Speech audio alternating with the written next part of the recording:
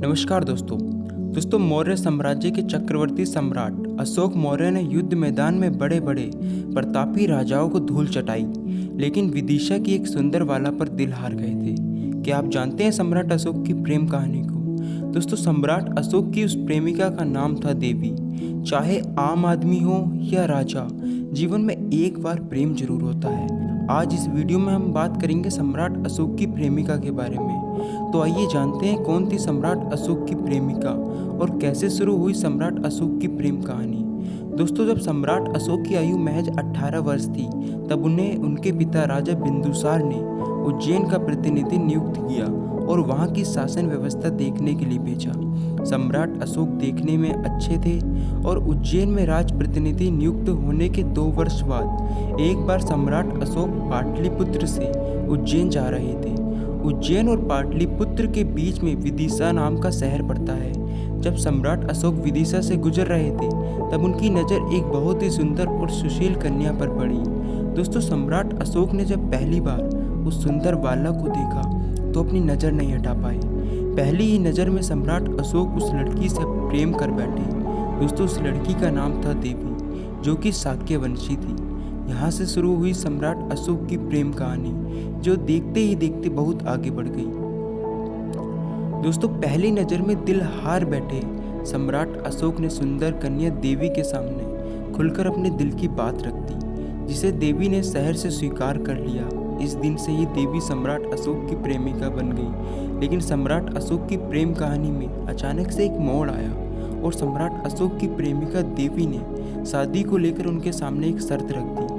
दोस्तों, देवी ने यह शर्त रखी कि वह शादी करने के लिए तैयार हैं, लेकिन आजीवन विदिशा में ही रहेंगी। उनका मानना था कि वो शाक्यवंशी हैं और भगवान बुद्ध के अनुयायी हैं। उनका मार्ग अहिंसा का है, जबकि सम्राट अशोक का मार्ग युद्ध का है, इसलिए वो अपने आजीवन विदिशा में ही रहेंगी।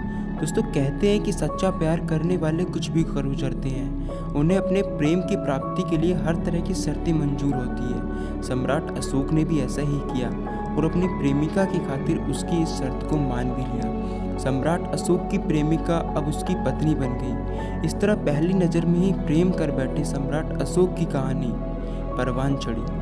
दोस्तों, कुछ ही वर्षों बाद सम्राट अशोक और देवी ने एक पुत्र और एक पुत्री को जन्म दिया।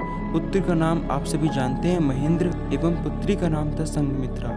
सम्राट अशोक भगवान बुद्ध के बहुत बड़े अनुयायी बने। इसी वजह से उनके बच्चों ने भी भगवान बुद्ध की शरण में अपना जीवन बिताने का फैसला किया। दोस्तों, सम्राट अशोक का पुत्र बौद्ध धर्म प्रचार एवं प्रसार हेतु श्रीलंका चला गया। श्रीलंका की राजकुमारी अनुला भी बौद्ध धर्म स्वीकार करना चाहती थी, लेकिन नियमों के अनुसार किसी स्त्री को दीक्षा देने के लिए स्त्री की ही जरूरत पड़ती है। ऐसे में सम्राट अशोक की पुत्री संघमित्रा ने यह जिम्मेदारी उठाई और वह पाटलिपुत्र से विदिशा गई। विदिशा में अपनी माता से मिली और उनका आशीर्वाद लेकर श्रीलंका चली गई, जहां पर उनके सानिध्य में राजकुमारी अनुला एवं 1000 महिलाओं ने दीक्षा ली।